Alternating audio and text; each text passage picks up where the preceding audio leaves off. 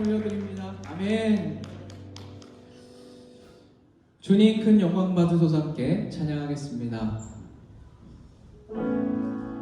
우리 함께 찬양하고 기도할 때 우리 예배를 위해서 함께 기도하겠습니다. 오직 주님만이 영광 받으시는 예배, 홀로 찬양 받으시는 예배 될 수 있도록 우리 마음과 통성으로 기도하겠습니다.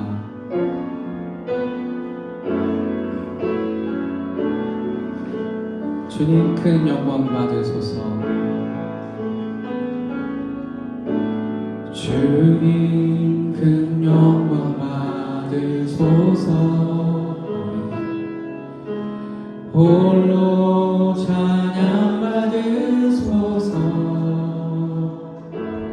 모든 이름 위에 뛰어난 그 이름, 온 땅과 하늘이 다 찬양해.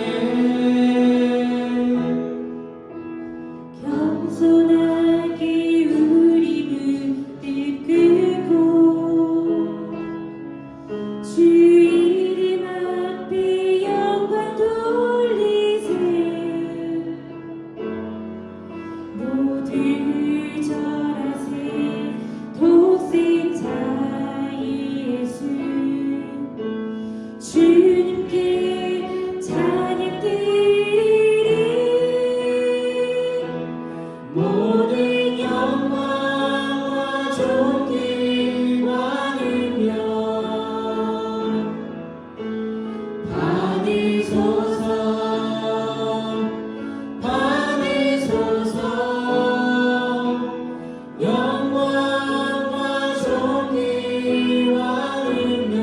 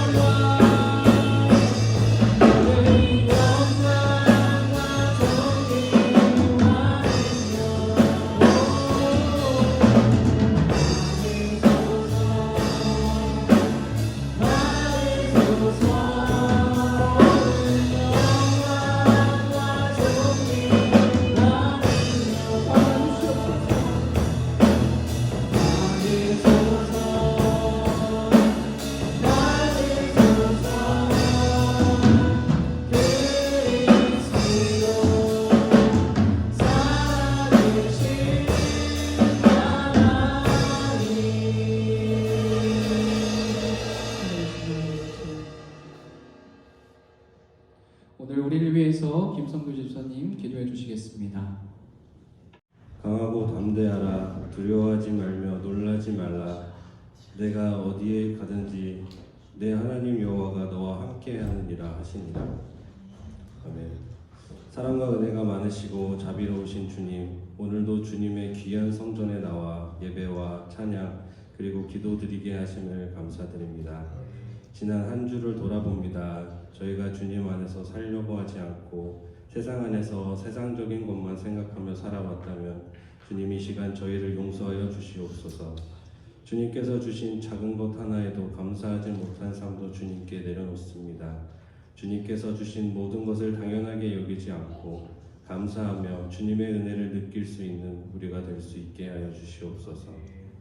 살아계신 하나님 아버지, 오늘 이 예배를 통하여 저희에게 주변을 사랑할 수 있는 은혜를 내려주시고 살아계신 하나님의 저희를 향한 분명한 사랑을 느낄 수 있는 시간 되게 하여 주시옵소서. 저희는 주님의 은혜가 아니고서는 살아갈 수 없는 존재임을 고백합니다. 오늘도 은혜의 자리를 사모하며 나온 성도 한 사람 한 사람을 기억하사 성령 충만하게 하시고 나오지 못한 성도들에게도 마음속에 있는 절망과 낙심이 기쁨과 소망으로 변화될 수 있도록 은혜 내려주시옵소서. 특별히 몸이 아픈 성도들을 위해 기도합니다. 저희는 주님이 창조주이심을 믿습니다. 우리를 지으신 손길로 주님께서 친히 그들의 아픔을 돌보아 주시고 치유의 은혜를 더하여 주시기를 간절히 바라옵니다. 또한 그들을 보살피고 있는 가족들이 육체적, 영적으로 지치지 않도록 주님의 위로와 힘을 더하여 주시옵고 주님 안에서 소망을 잃지 않도록 인도하여 주시옵소서. 교회를 위해 기도드립니다. 에버츠포드 좋은 교회를 이 땅에 세워주신 이유를 알게 하시고 각 기관과 속회, 가정마다 감사와 기쁨이 넘치는 공동체가 되게 하시옵소서. 또한 우리 교회가 이 지역을 섬기고 서로에게 베풀며 사랑을 나누는 교회가 되고 오직 하나님 말씀으로만 살아 움직이는 교회가 되게 하시옵소서. 늘 저희에게 영의 양식을 주시려고 애쓰시는 고신혁 담임 목사님과 학생부를 위해 항상 전심으로 일하시는 김성민 목사님을 위해 기도합니다. 영육 간에 강건하게 하시고 늘 성령 충만하게 하시고 마음속에 비전과 소망이 넘쳐 흐를 수 있도록 축복하여 주시옵소서. 오늘도 찬양을 올려드리는 ALN의 찬양단의 목소리와 악기 연주를 축복하여 주시고 아이들을 항상 말씀으로 양육하시는 김하나 사모님과 학생부를 사랑으로 감싸 안아주시는 배진호 사모님에게도 주님의 영이 항상 함께 하셔서 주님 안에서 승리하게 하옵소서. 그리고 보이지 않는 곳에서 주님과 교회를 위해 봉사하는 손길들의 수고가 헛되이 되지 않도록 기억하여 주시옵소서. 마치는 시간까지 주님 홀로 영광 받아주시고 오늘도 우리 예배를 기쁘게 받아주실 줄 믿사오며 사랑이 많으시고 자비로우신 예수님의 이름으로 기도드립니다. 아멘. 너희는 이렇게 기도하라. 하늘에 계신 우리 아버지여, 이름이 거룩히 여김을 받으시오며 나라가 임하시오며 뜻이 하늘에서 이루어진 것 같이 땅에서도 이루어지라. 오늘 우리에게 일용할 것을 주시옵고 우리가 우리에게 죄 지은 자를 사하여 준 것 같이 우리 죄를 사하여 주시옵고 우리를 시험에 들게 하지 마시옵고 다만 악에서 구하시옵소서. 대개 나라와 권세와 영광이 아버지께 영원히 있사옵나이다. 아멘. 함께 나눌 말씀은 마태복음 5장 1절에서 2절의 말씀입니다. 마태복음 5장 1절에서 2절의 말씀을 함께 한 목소리로 봉독하도록 하겠습니다. 마태복음 5장 1절에서 2절 함께 있습니다. 예수께서 무리를 보시고 산에 올라가 앉으시니 제자들이 나온지라 입을 열어 가르쳐 이르시되. 아멘. 다시 한번 해볼까요? 시작. 예수께서 무리를 보시고 산에 올라가 앉으시니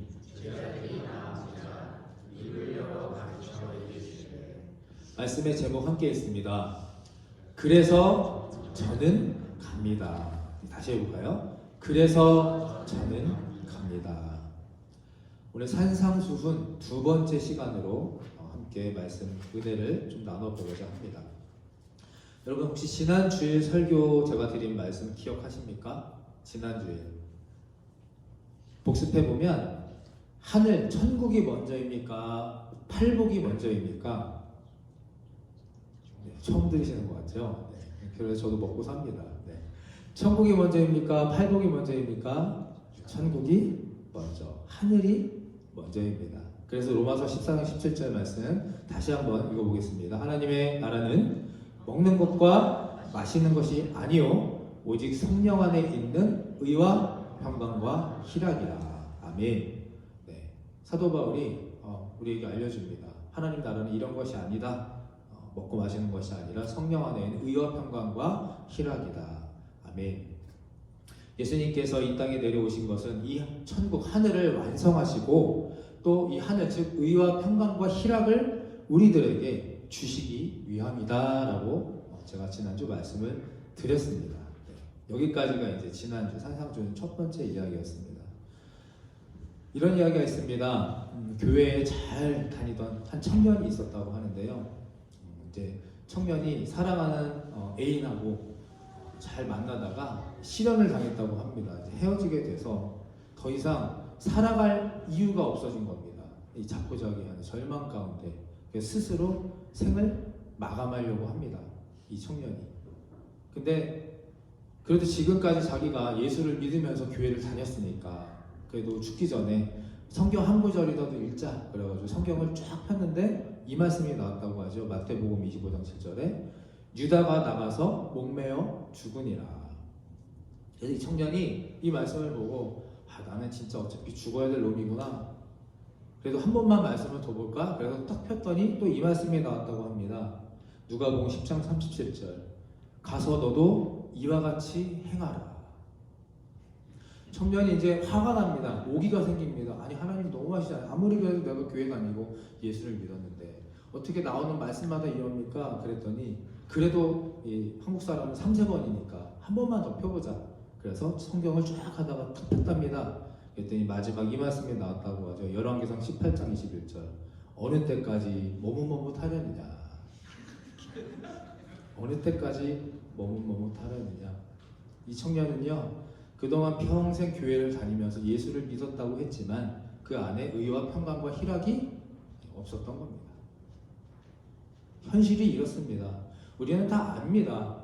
듣고 배우고 아는데 이것을 우리가 살아내기가 쉽지 않다는 겁니다. 예수님께서 하늘의 엄청난 은혜와 축복과 사랑을 가지고 이 땅에 우리에게 오셨음에도 불구하고 아직까지도 우리가 이 사실을 인지 고백하지 못하고 고통 속에서 살아가고 있다는 사실입니다. 마태복음 4장 24절 25절 함께 읽어봅니다. 그의 소문이 온 수리아에 퍼진지라 사람들이 모든 앓는 자 곧 각종 병에 걸려서 고통당하는 자 귀신 들린 자 간질하는 자 중풍병자들을 데려오니 그들을 고치시더라. 갈릴리와 데가볼리와 예루살렘과 유대와 요단강 건너편에서 수많은 무리가 따르니라. 예수님 주변에도요 지금도 그랬지만 이 청년과 같이 아픈 사람들이 너무나 많았던 겁니다. 그 당시에도 예수님이 오셔서 그 현장에 계신데도 우리 손과 눈과 귀가 예수님을 느낄 수 있고 만질 수 있는 그 시대 그 상황에서 똑같이 여전히 고통 속에 살아가고 있는 사람들이 너무나 많았다는 겁니다. 이 말씀에 보면 세상에서 살아가는 이들의 비참한 모습들, 상황들이 이 말씀에 압축되어 있는 것을 볼 수 있습니다. 그런데 오늘 산상수훈 첫 번째 5장의 말씀에 보면 이런 무리들이 주님께 한꺼번에 이렇게 밀려왔을 때 엄청난 고통과 아픔 속에 있는 사람들이 주님께 왔을 때 주님이 어떻게 반응하셨을까? 마태복음 5장 1절에 이렇게 시작하죠. 예수께서 무리를 보시고 예수님께서 무리를 보셨습니다. 비참한 삶을 살아가는 이들을 내 눈으로 직접 바라보는 것은 너무나 힘들고 부담스럽고 불편한 일입니다. 그렇지 않습니까? 제가 매일 저녁 아내가 일을 마치고 이제 나올 때 그 몰에 차를 끌고 데리러 갑니다. 항상 그 몰에 앞에 혼자 앉아있는 홈리스 분이 계십니다. 처음에는 좀 안타깝기도 하고 해서 뭐 이렇게 투니도 드리고 뭐 $5 드리고 했더니 이제 이분이 제 차만 나타나면 자연스럽게 저한테 옵니다. 이거 어떨 때는 정말 좀 부담스럽더라고요. 이게 하루 이틀이지 일주일에 5번을 거기를 가는데 저의 용돈도 다 드려도 모자랄 정도의, 그래서 어떤 때는요, 가자마자 시동을 끄거나 아니면 좀 멀리 차를 댑니다. 근데 어떻게 또 기가 막히게 저를 보시고 항상 그 시간이니까 이렇게 문을 두드립니다. 그럼 이제 어떨 때는 돈이 하나도 없을 때가 있고 미안하다 하면서 차에는 이제 캔디라도 이렇게 드리곤 합니다.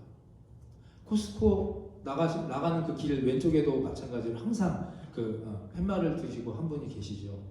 그분들에게도 가끔씩 드리는데 정말 솔직한 마음으로 어떤 때는 못 본 척 피해버릴 때도 있습니다.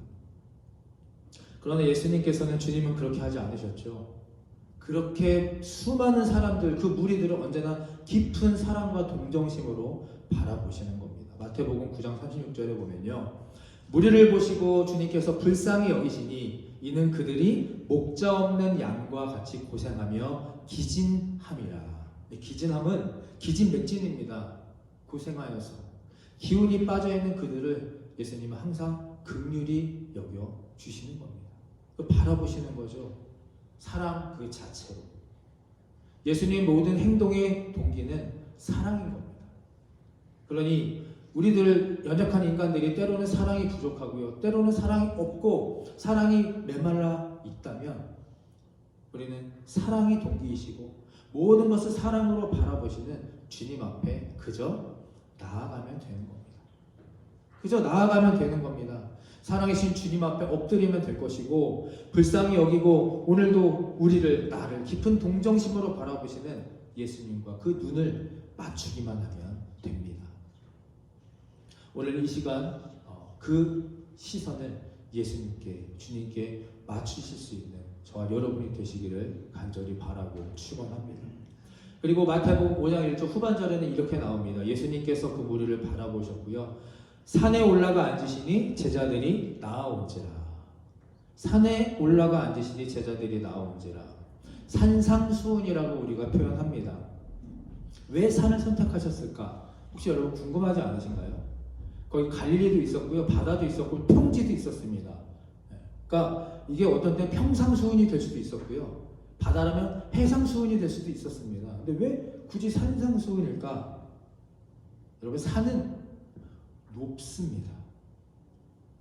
일반적인 산은 크고요, 울창하고 높습니다. 예로부터 산은 신령한 신성한 곳으로 그렇게 여겨졌고 높으니까요, 어디서든 주목하고 바라볼 수 있고 우리 인간들은 높은 곳, 거대한 것에 대한 동경심과 막연한 그런 추앙하는 것들이 있기 때문에 그 산을 바라보며 주목을 합니다. 산에 대한 간절함이 우리들에게 있습니다. 멀리서도 집중되는 곳, 그리고 산은 내가 내 발로 힘을 쓰고 애를 쓰고 올라가야만 갈 수 있는 곳이 바로 산이라는 겁니다. 하늘의 기쁜 소식은 이 노력, 즉 간절함을 우리에게 요구하는 겁니다. 간절함. 영국의 캠브리지 대학에 트리니티 칼리지라는 곳이 있습니다. 제가 예전에 영국에 잠깐 어학연수 갔을 때 여기 성지순례하고 한번 간 적이 있는데 기억나는 앞에 이제 사진, 이 정문에 가면 그 트리니티 칼리지라는 정문 쪽에 가면 이 나무가 있습니다. 근데 사람들이 이 나무에서 막 사진을 찍어요, 그 앞에서. 근데 별 대단한 나무도 아니고 알고 보니까 이 나무가 이 나무인 겁니다. 뉴턴의 사과나무. 아이작 뉴턴이요, 저 사과나무 밑에서 그 떨어지는 사과를 보고 만유인력의 법칙을 발견했다는 겁니다. 근데 사진으로 봐도 그렇지만 실제로 가도 진짜 별거 없습니다. 그냥 우리가 흔하게 볼 수 있는 사과나무예요. 이 흔한 나무인데 아무도 발견하지 못했던 것을 뉴턴은 혼자서 발견해냅니다. 과학의 엄청난 법칙을 거기에서 찾아낸 겁니다. 그 이유는 다름 아닌 간절함이었습니다. 간절함. 뉴턴은요, 이미 이전에도 만유인력에 관한 깊은 관심을 가지고 공부하고 연구하고 그 간절한 심정을 가지고 항상 살았기 때문에 어느 날 바닥에 누워서 떨어지는 사과를 보면서 이 만유인력의 법칙을 드디어 발견하는 겁니다. 우리 일반 사람들은 그저 무심히 지나칠 수 있는 사과나무를 이 간절함을 가지고 집중해서 봤던 뉴턴, 엄청난 차이가 바로 여기서 드러났다는 겁니다. 예수님은 무리들을 산으로 부르셨습니다. 수많은 고통받고 아픈 또 복음의 간절함이 있는 이 수많은 사람들을 산으로 부르셨습니다. 높은 곳에 함께 올라 하늘에 집중하게 하셨고 간절한 그 마음 심정을 가지고 하늘을 소망하기를 원하셨던 겁니다. 그것이 바로 산상수훈의 첫 시작이었다는 겁니다. 그렇다면 여러분, 무엇이 우리에게 필요하겠습니까? 무엇이 그들에게 있었기 때문에 이렇게 주님 앞에 산상수훈의 교훈을 받을 수 있었습니까? 오늘 1절의 말씀을 다시 한번 보면요, 산에 올라가 앉으시니 제자들이 나온지라 그제서야 2절 입을 열어 주님께서 가르치셨다. 간절함을 가지고요, 그 예수님이 계신 산 높은 곳까지 따라 올라갔다는 겁니다. 간절함도 있었고요, 그것을 실행할 수 있는 그 결단력과 그 발걸음이 있었다는 사실입니다. 비로소 그들에게, 그 수많은 사람들이 다 거기에 올라오진 않았을 거잖아요. 제자들과 또 따르는 그 무리들을 보시고 사랑의 눈으로, 긍휼한 눈으로 바라보시며 예수님은 그제서야 입을 열어 가르쳐 주십니다. 오늘 이 시간 우리 모두가 육신의 껍데기만 앉아있는 것이 아니라 영과 육의 그 모든 것을 통틀어 간절함으로 주님의 음성을 들을 수 있는 거룩한 산으로 발걸음을 옮길 수 있는 우리 모두가 되시기를 간절히 축원합니다. 제가 이 산상수훈의 마태복음 5장의 말씀을 그 전에도 수없이 봤는데 이번 설교에 다시 준비하면서 이 한 절 예수님께서 보시고 따르는 무리들을, 제자들을 향해 나아오셨을 때 입을 열어 가르치셨다. 이 한 절에 정말 큰 은혜와 다시 한번 감동을 받았습니다. 예수님께서 입을 열어 가르쳐 주신 첫 내용은 바로 이겁니다. 마태복음 5장 3절 함께 읽어봅니다. 시작. 심령이 가난한 자는 복이 있나니 천국이 그들의 것이니요. 아멘. 8가지 복 중에서요, 처음의 시작입니다. 다시 한번 시작. 심령이 가난한 자는 복이 있나니 천국의 그들이 것이니요. 예수님을 따라서 간절함을 가지고 산에 올라가 그 무리에 속했던 사람들에게 예수님께서 입을 열어서 가르친 첫 메시지, 심령이 가난한 자는 복이 있어. 그게 바로 천국이 너희들의 것이야. 이 심령이 가난한 자는 복이 있다는데, 측량하지 못할 하늘의 복이 이미 다 준비되어 있다는데, 그것이 바로 우리의 심령, 곧 내 마음이 가난해지는 것이라 말씀합니다. 마음이 가난해진다.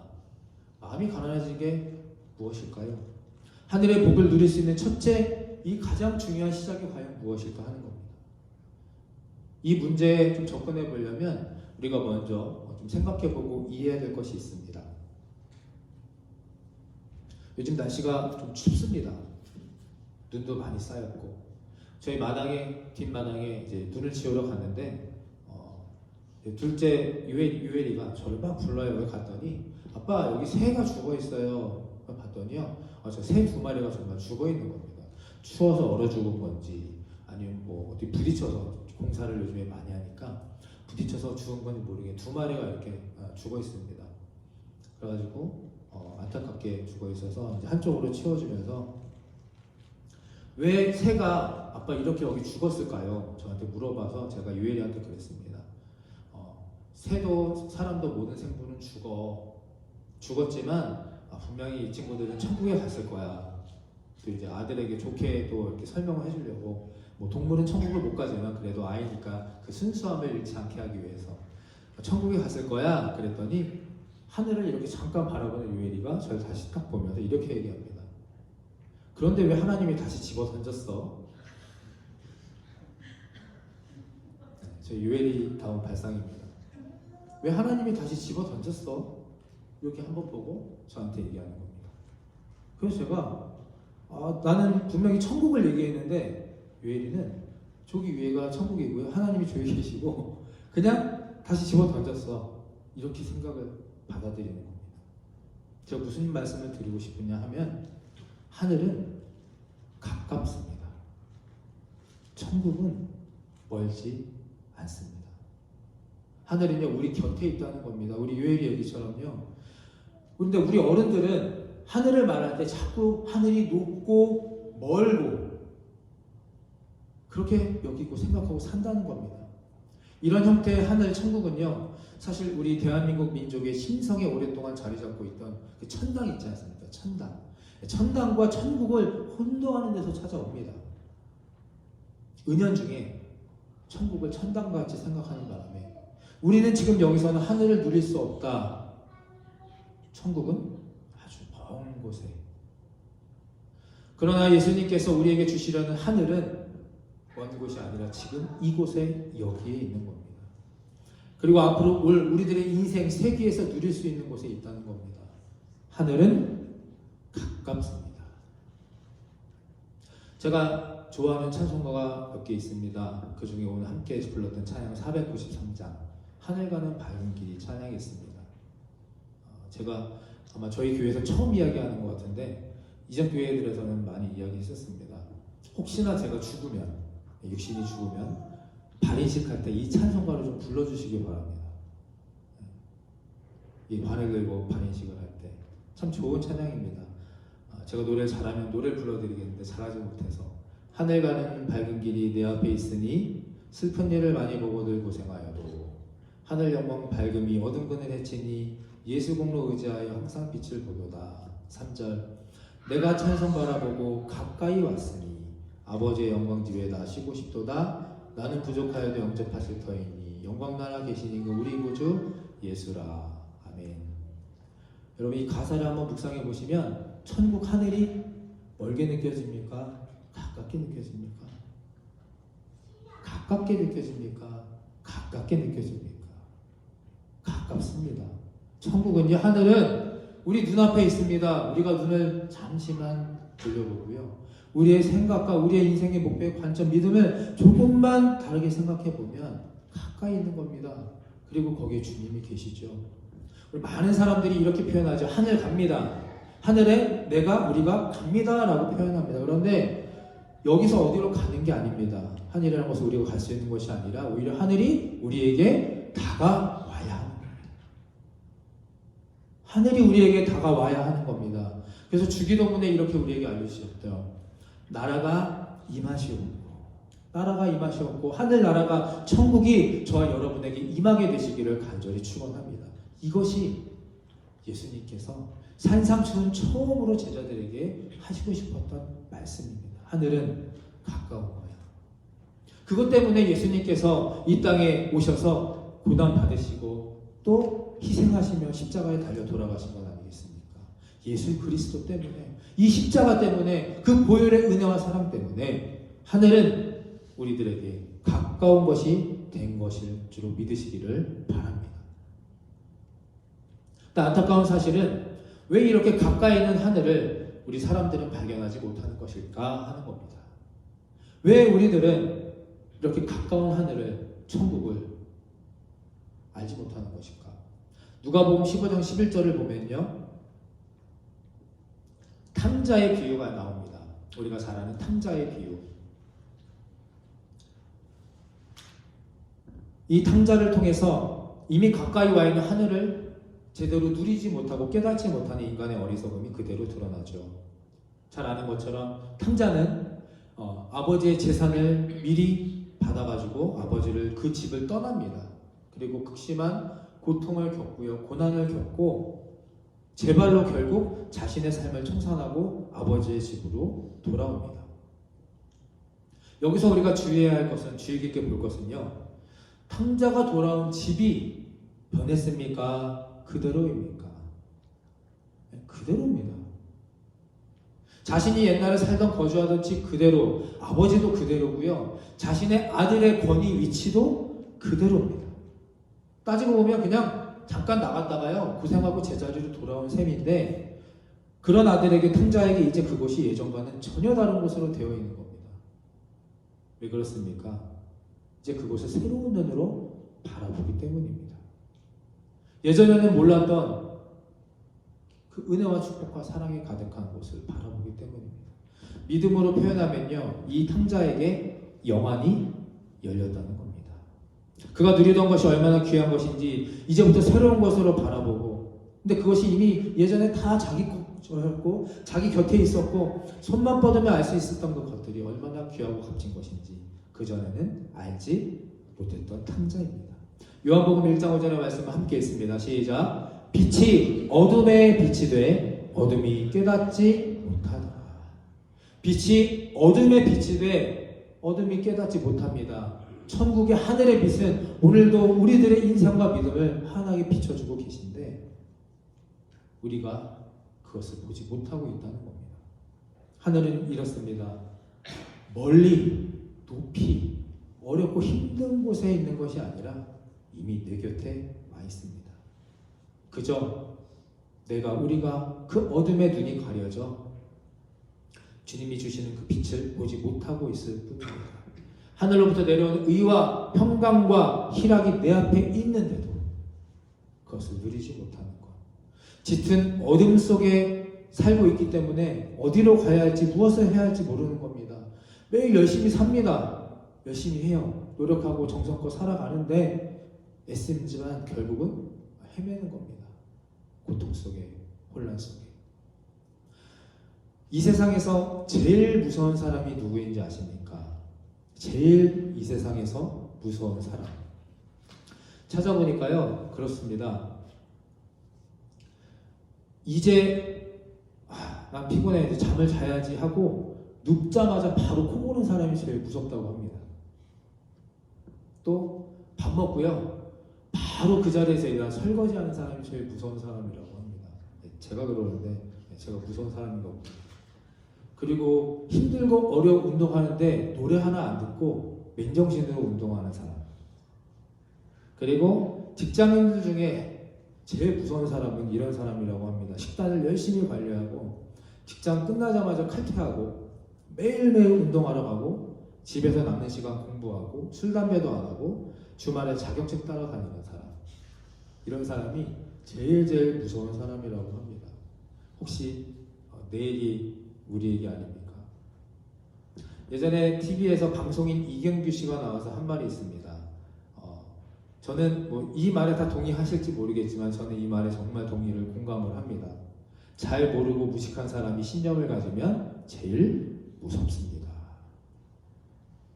모르는 것을 열심히 하는 사람, 제일 무서운 겁니다. 내가 열심히는 하고 애는 쓰는데 이걸 왜 하는지 도대체 무엇을 바라고 하는지 모르고 그냥 열심히 하는 겁니다. 그러니까 계속해서 헤맬 수밖에 없습니다. 우리 열심히 신앙생활 합니다. 정성껏 노력한다고 신앙생활, 믿음생활 한다고 하는데 하루에 성경을 20장씩 읽는다, 2시간씩 기도한다, 이런 건 정성이라고 하지 않습니다. 우리가 여러분들이 정성이라고 해야 하는 것은 가야 할 길을 열심히 가는 것이 정성입니다. 따라해 주실까요? 가야 할 길을 열심히 가는 것. 왜냐하면 우리는 성도입니다. 성도. 성스럽고 거룩한 길을 걸어가는 사람들, 즉 쉽게 말씀드리면 하늘의 길을 걷는 사람이 성도입니다. 오늘 우리가 성도로서의 그 긍지와 본질을 확실하게 깨닫고 돌아가게 되시기를 간절히 축원하고 바랍니다. 축구 시합을 해보면요, 제일 골치 아픈 게 뭐냐면 축구는 11명이 하는 겁니다. 혼자 하는 게 아니죠.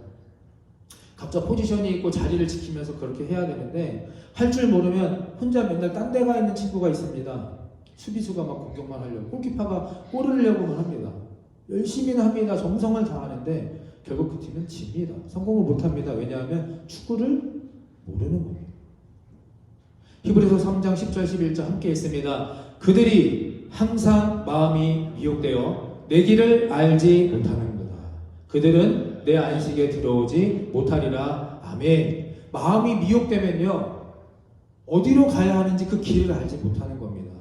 그러면 결국 주님의 안식에 들어갈 수 없다고 말하고 있습니다.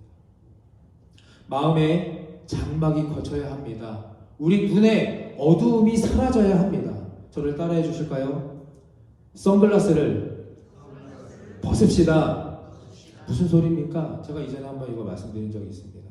화창한 날씨인데 선글라스 끼고 운전하다가 제가 아내한테 이야기합니다. 오늘 날씨가 왜 이래? 왜 이렇게 우중충해? 비 올 것 같아 했더니 아내가 한심한 듯이 선글라스 벗어. 이렇게 저서 까먹고 있었던 겁니다. 아무리 화창하고 좋은 날씨라도 선글라스를 계속해서 끼고 있고 내가 끼고 있다는 사실조차 모른다면 항상 계속해서 어둠 속에 살아갈 뿐입니다. 여러분, 하늘은 이런 게 아닐까 생각합니다. 하나님께서는 예수님을 통하여서 우리에게 영롱한 하늘의 그 화창하고 영광의 빛을 항상 우리에게 비춰주고 계신데 내가 마음에 어두움의 선글라스를 항상 끼고 있으니까 하늘을 놓치고 사는 것 아니겠습니까?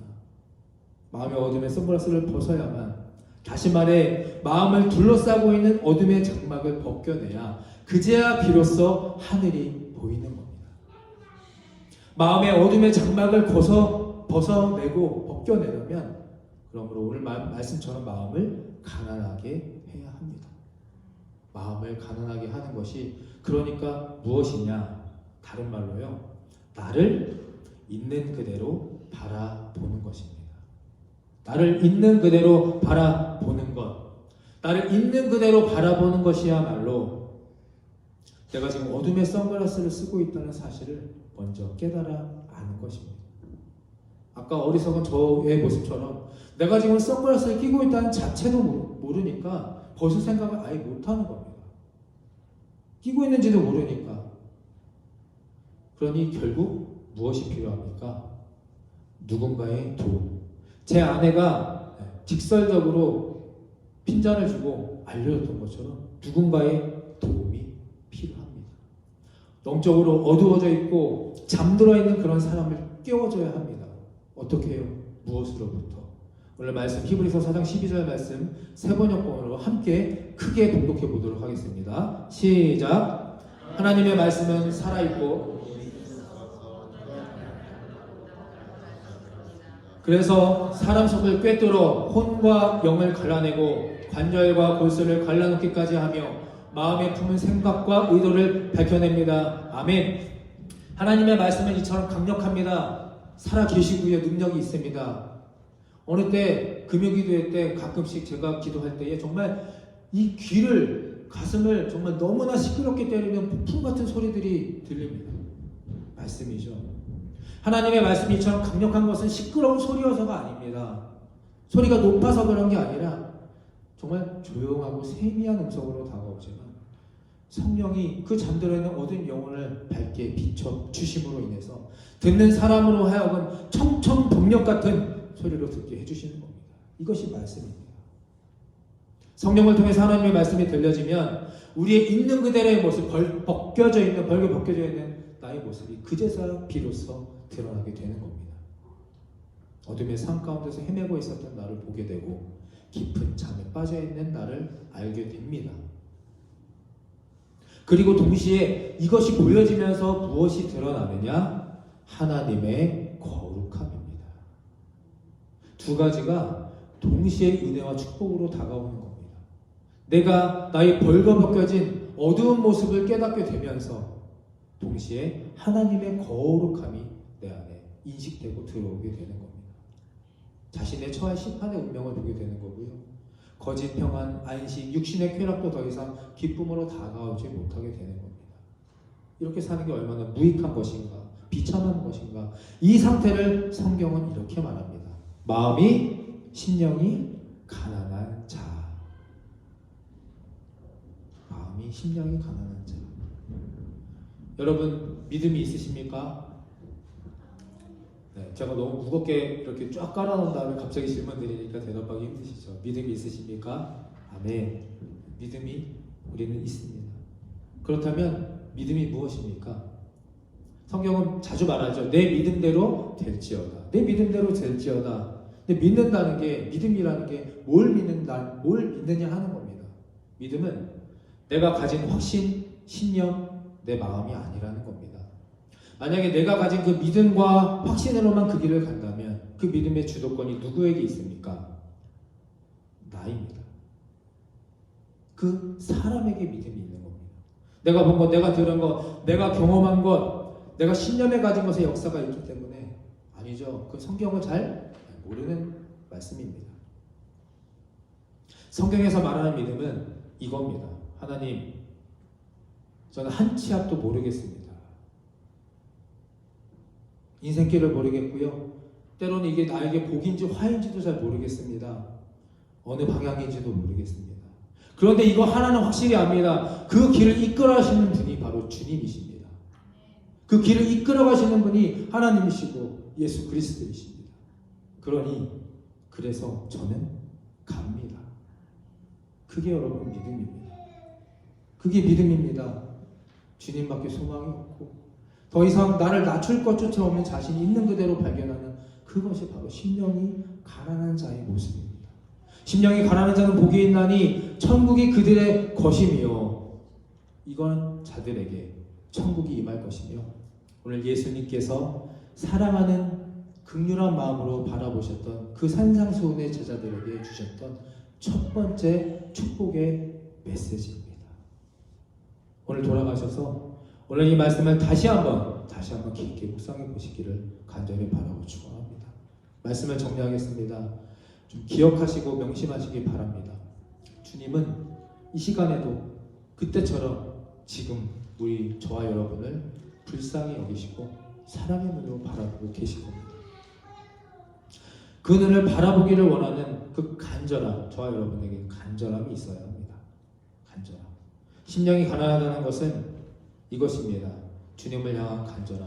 그리고 이미 가까이 와 있는 그 천국 하늘에 나도 가고 또 내 믿음이 닿고자 하는 그 간절함으로 벌거벗겨져 있는 나를 보면서 천국을 누리며 살고 있다. 이것이 바로 증거입니다. 이제부터는 죽음과 죄악의 장막을 걷어내시고 어둠의 선글라스를 벗어내시기를 간절히 바라고 축원합니다. 제일 무섭고 두려운 것은 우리가 선글라스를 끼고 있는지조차도 모른다는 겁니다. 말씀을 통해 사람의 혼과 영을 갈라내시고 관절 골수를 갈라놓으며 마음에 품은 생각과 의도까지 밝혀내시는 그 하나님의 말씀을 바르게 읽으시고 아시고 믿으시고 후회 없는 인생길을 걸어가시는 진정한 성도, 하늘의 길을 걸어가는 우리 좋은교회 모든 성도님들이 되시기를 간절히 축원합니다. 아멘. 네, 영상 보시고요. 또 함께 찬양하고 기도하도록 하겠습니다.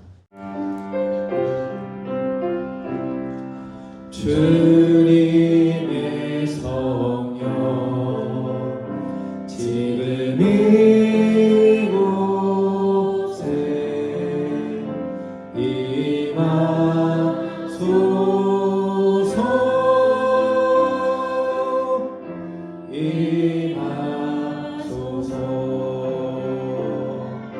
주님의 성령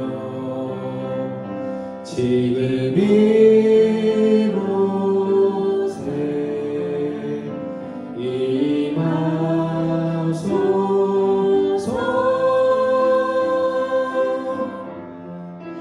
우리 다시 한번 찬양합니다. 주님의 성령 주님의 성령 지금 우리에게 지금 이곳에 임하소서.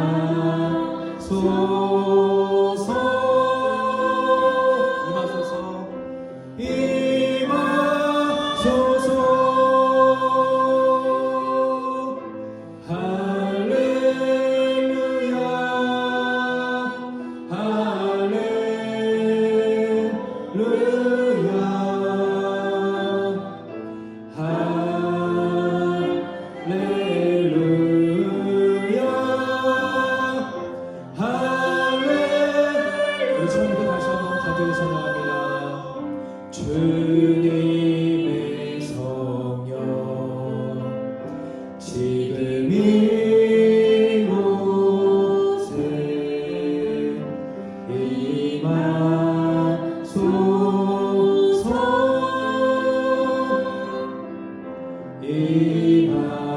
우리 모두의 마음에 임하기 원합니다. 주님의 성령 주님의 성령 지금 이곳에 임하소서.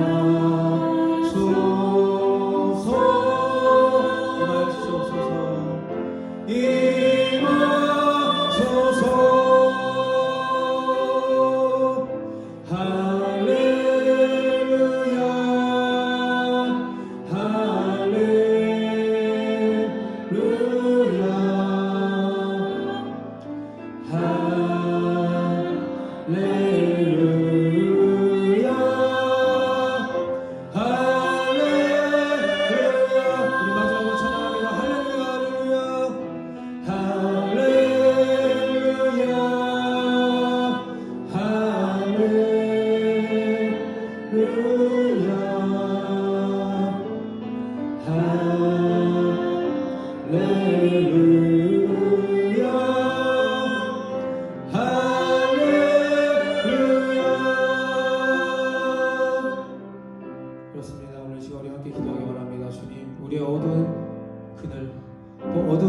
죄악 또 어두운 죽음에 덮여있는 우리의 눈을 벗겨주시옵소서. 어둠의 선글라스를 벗어야만, 그리고 내가 그걸 쓰고 있다는 것을 우리가 깨달아야만 오늘 비로소 산산수훈을 통해서 우리에게 주시는 은혜와 축복과 사랑의 그 메시지, 천국이 가까이 와 있음을 우리가 보게 될 것입니다. 그리고 그 한 번 보게 된, 알게 된, 또 경험하게 된 천국 하늘을 절대 포기하거나 놓치며 살아가지 않을 겁니다. 오늘 시간 여기서 간절히 고개 숙여 기도하고 또 묵노와 찬양하며 기도하는 우리 모두 한 사람 한 사람 심령을 가난하게 하여 주시옵소서. 우리의 마음을 가난하게 하여 주시옵소서. 그하여 간절함을 가지고 산을 오르게 하여 주시고 그 오른 산에서 예수 그리스도의 그 축복의 복음을 듣게 하여 주시옵소서. 오늘 주여 아버지 기도하며 나아갈 때 우리의 이전의 모든 것들을 깨닫게 드러나게 보여지게 하여 주시고 버릴 것은 버리게 하여 주시고 포기할 것은 포기하게 하여 주시고 이제 새로운 붙잡고 나아가야 할 것을 오늘 확실히 깨닫고 믿음으로 그것을 고백하며 결단하며 나아가는 우리 좋은 교회 모두가 되게 해달라고 우리 주여 한번 외치고 간절한 마음으로 선포하며 믿음으로 나아갑니다. 주여 주여 주여. 그렇습니다. 주님 오늘 시간 우리 함께 기도하고자 합니다. 또 찬양하고 말씀을 나누고자 합니다. 하나님 우리의 믿음과 우리의 삶과 우리 모든 것들을 아버지 주님 앞에 내놓게 하여 주시옵소서. 보여지게 하여 주시고 들려지게 하여 주시고 깨닫게 하여 주시옵소서. 그동안 우리가 어둠에 그 선글라스 어둠에 정말 그늘 살았습니다. 불과한 우리가 그것을 알지 못하고 보지 못하고 깨닫지 못했으면 오늘 시간 우리 어리석은 하나님 무지한 우리의 나타남과 게으름을 주님 용서하여 주시옵소서. 긍휼히 여겨 주시옵소서. 산에 따르고 올랐던 그 예수 그리스도께서 제자들을 바라보셨던 그 무리들을 바라보셨던 그 사랑의 동정으로 끈을 바라봐 주시고 우리에게 믿음을 주시고 소망을 주시고 담대함과 확신을 주셔서 오늘 이곳에서 우리가 기도하는 모두가 오늘 더욱더 하나님 앞으로 나아가여 주시옵소서. 예수 그리스도를 바라보게 하여 주시고 예수 그리스도의 그 눈을 하나님 오늘 우리의 눈을 그 눈에 맞추게 하여 주시고 오늘 시간 이후에 우리의 믿음과 삶이 우리의 마음과 우리의 노력과 우리의 경험과 우리의 것들을 채워지는 것이 아니라 오늘 살아계신 능력인 하나님의 말씀을 가지고 우리가 홍과 영과 불수와 관찰 쪽에 찔리는 그 말씀을 가지고 살아가며 하나님 우리 모두가 되게 하여 주시옵소서. 놀라운 이 축복의 은혜 이 시간이 되게 하여 주시옵소서.